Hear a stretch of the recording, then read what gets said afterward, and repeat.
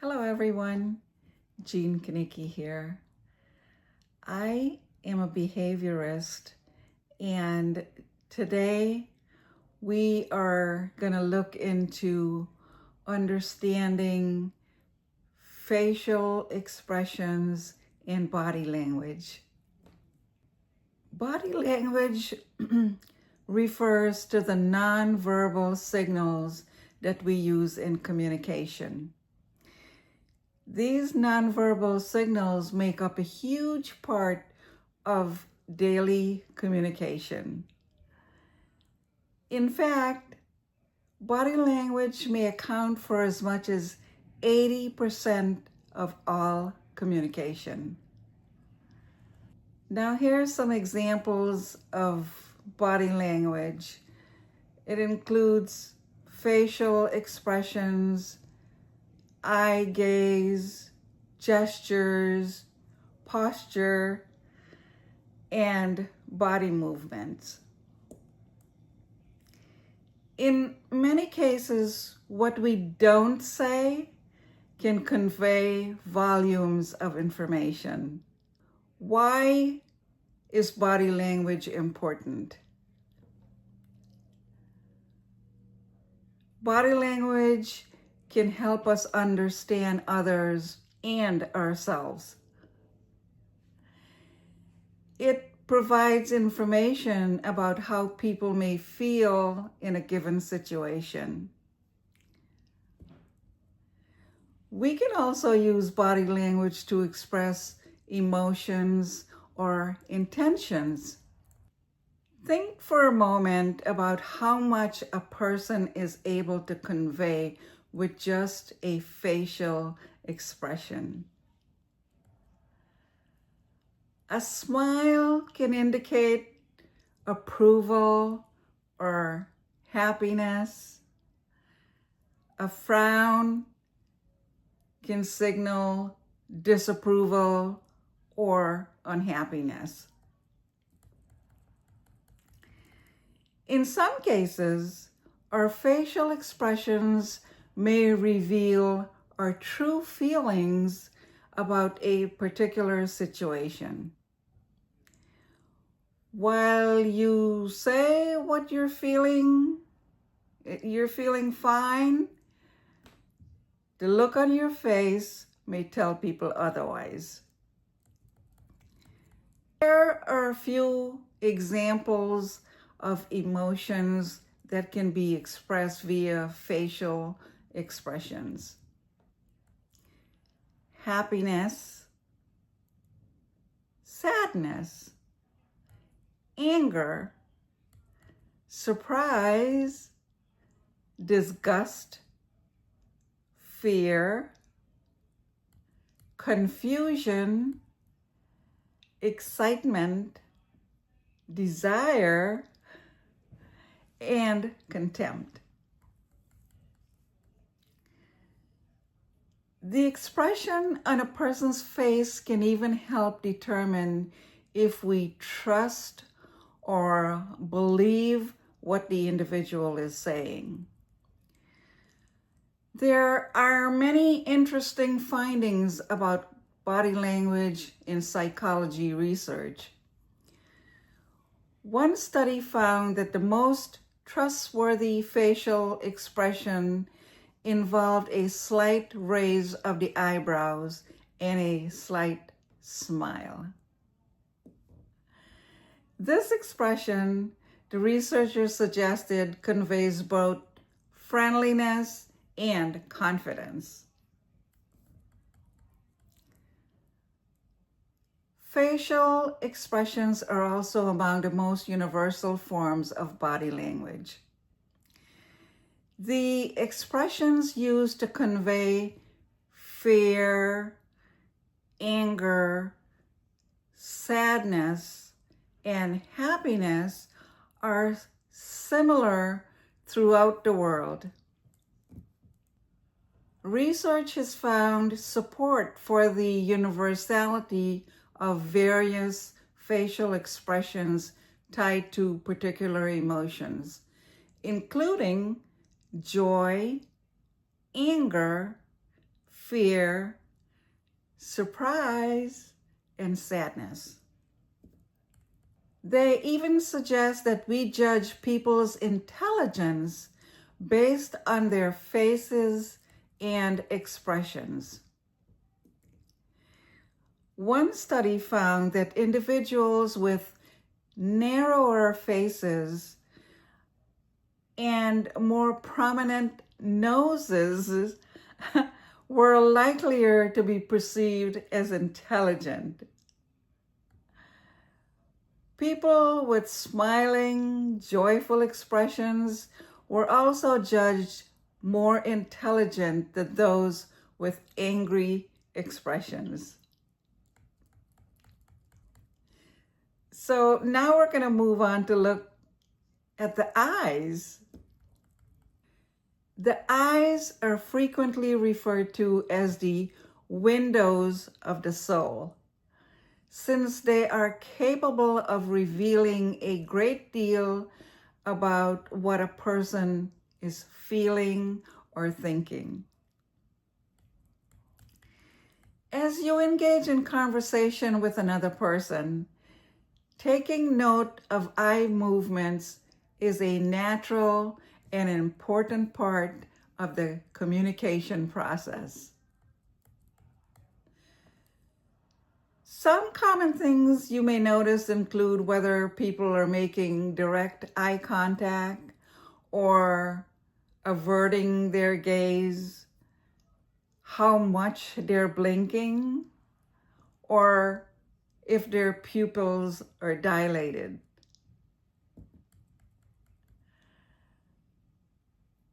The best way to read someone's body language is to pay attention. Look out for any of the following eye signals. Now we're going to look at the eye gaze. When a person looks directly into your eyes while having a conversation, it indicates that they are interested and paying attention. However, prolonged eye contact can feel kind of threatening.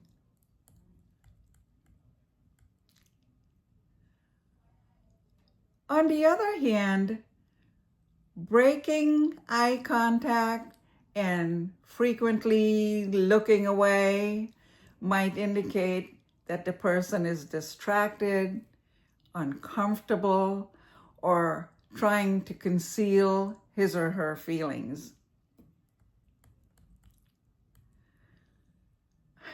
Researchers suggest that eye contact can also increase pro-social behavior by heightening self-awareness. It may also cause people to experience greater feelings of embarrassment when they violate social norms, which may make them more likely to adhere to social acceptable behavior. Now we're going to look at blinking. Blinking is natural, but you should also pay attention to whether a person is blinking too much or too little. People often blink more rapidly when they are feeling distressed or uncomfortable. Infrequent blinking may indicate that a person is intentionally trying to control his or her eye movement. For example, a poker player might blink less frequently because he's purposely trying to appear unexcited about the hand he was dealt. Now we're going to look at pupil size. Pupil size can be very subtle, nonverbal communication signal. While light levels in the environment control pupil dilation, sometimes emotions can also cause small changes in pupil size. For example, you may have heard the phrase bedroom eyes used to describe the look someone gives when they're attracted to another person. Highly dilated eyes, for example, can indicate that a person is interested or even aroused. Now we're going to look at the mouth.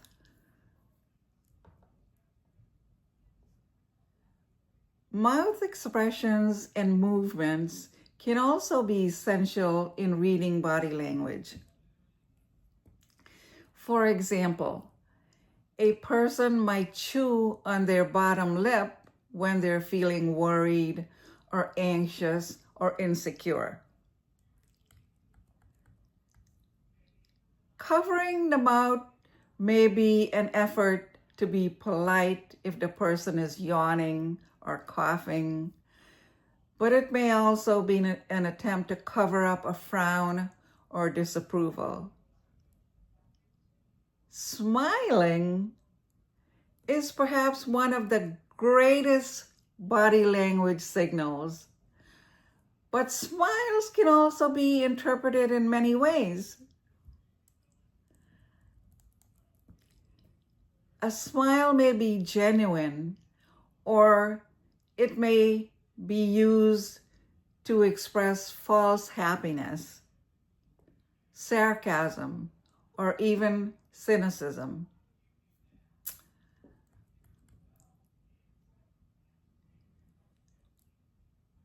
When evaluating someone's body language,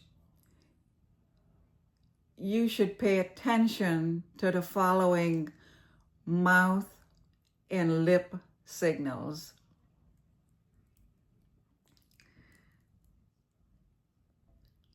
Pursed lips. Tightening the lips might indicate distaste, disapproval, or distrust. Lip biting. People sometimes bite their lips when they're worried or anxious or stressed. Covering the mouth. When people want to hide an emotional reaction, they might cover their mouths to avoid displaying smiles or smirks.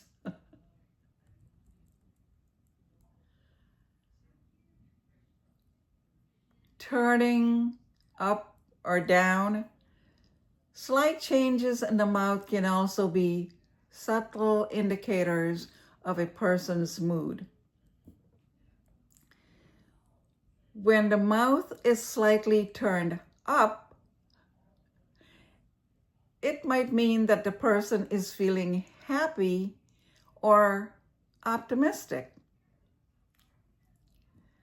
Or on the other hand, a slightly downturned mouth can indicate sadness, disapproval, or even outright grimace.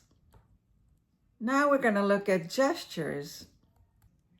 Gestures can be some of the most direct and obvious body language signals.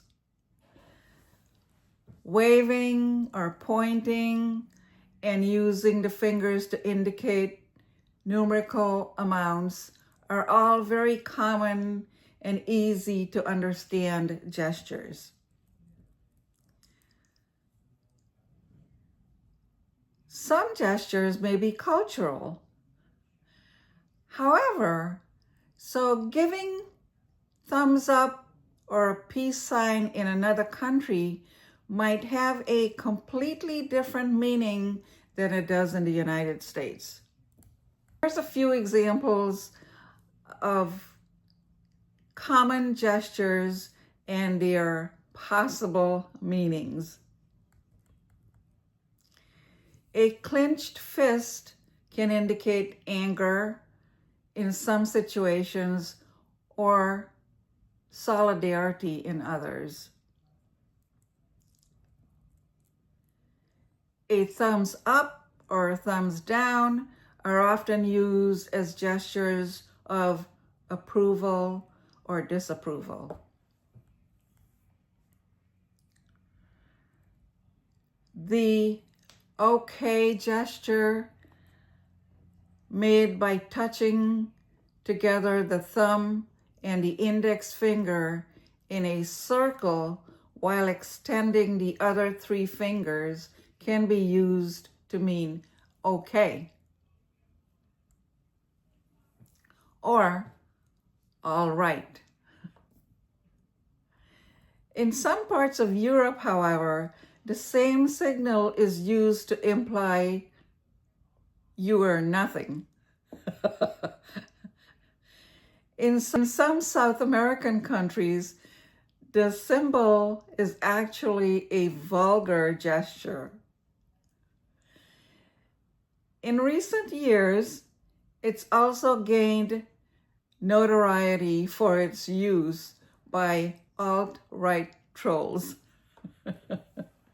The V sign, created by lifting the index and the middle finger and separating them to make a V shape, means peace or victory in some countries. In the United Kingdom and Australia, this symbol takes on an offensive meaning when the back of the hand faces outward.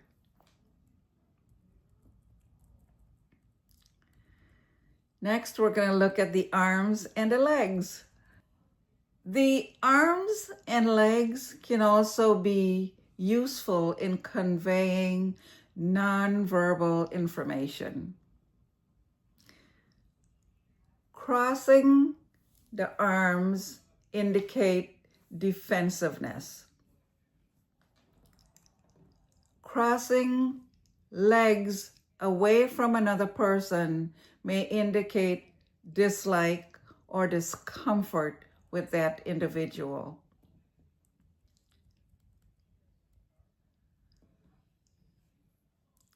Other subtle signals, such as expanding the arms widely, may be an attempt to seem larger or more commanding. While keeping the arms close to the body may be an effort to minimize oneself or withdraw from attention. When you're evaluating body language, pay attention to some of the following signals that the arms and legs may convey. Crossed arms might indicate a person feeling defensive, self-protective, or closed off. Standing with hands placed on the hips can indicate that a person is ready and in control. Or it can also be a sign of aggressiveness. Clasping the hands behind the back might indicate a person feeling bored, anxious, or even angry.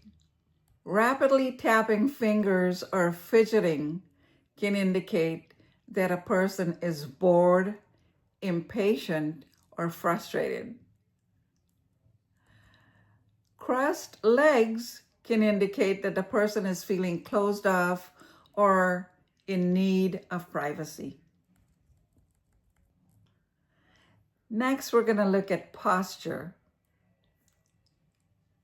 Posture can convey a wealth of information about how a person is feeling, as well as hints about personality characteristics,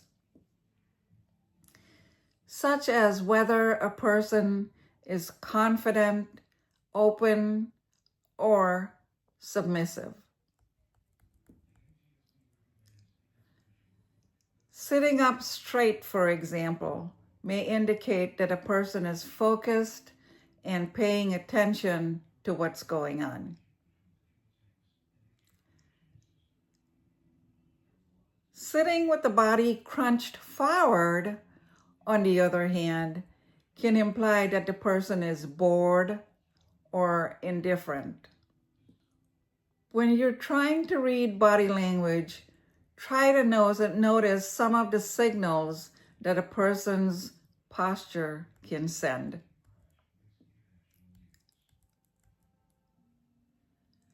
Open posture involves keeping the trunk of the body open and exposed. This type of posture indicates friendliness, openness, and willingness. Closed posture, on the other hand, involves hiding the trunk of the body, often by hunching forward and keeping the arms and legs crossed. This type of posture can be an indicator of hostility, unfriendliness, and anxiety. So now let's look at personal space. Have you ever heard of someone refer to their need for personal space? Have you ever started to feel uncomfortable when someone stands just a little too close to you? Just as body movements and facial expressions can communicate a great deal of nonverbal information, so can the physical space between individuals. Here are 4 levels of social distance that occur in different situations. Intimate distance is 6 to 18 inches. This level of physical distance often indicates a closer relationship or greater comfort between individuals. It usually occurs during intimate contact, such as hugging, whispering, or touching someone. Personal distance is 1.5 to 4 feet. At this level usually occurs between people who are family members or close friends. The closer the people can comfortably stand while interacting can be an indicator of the level of intimacy in their relationship. Social distance is 4 to 12 feet. This level of physical distance is often used with individuals who are acquaintances. With someone you know fairly well, such as a coworker you see several times a week, you might feel more comfortable interacting at a closer distance. In cases where you do not know the other person well, such as a postal delivery driver you only see once a month, a distance of 10 to 12 feet may feel more comfortable. And there's public distance, which is 12 to 25 feet. Physical distance at this level is often used in public speaking situations. Talking in front of a class full of students or giving a presentation at work are good examples of such situations. It's also important to note that the levels of personal distance that individual needs to feel comfortable can vary from culture to culture. One often cited example is the difference between people from Latin and Asian cultures and those from North America. People from Latin and Asian countries tend to feel more comfortable standing closer to one another as they interact, while those from North America need more personal distance. So let's look at roles of nonverbal communication. Body language plays a role in social interaction. It helps facilitate the following: earning trust,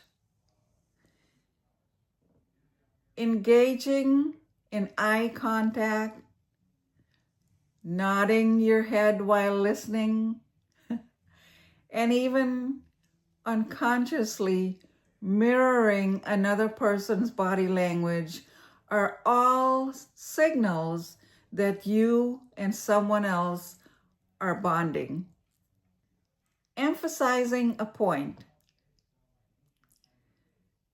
The tone of voice you use and the way you engage listeners with your hand and arm gestures, or by how you take up space, are all ways that affect how your message comes across. Let's look at revealing truths. When someone's body language doesn't match what they're saying, we might intuitively pick up on the fact that they are withholding information, or perhaps not being honest about how they feel. Let's look at tuning in to your own needs.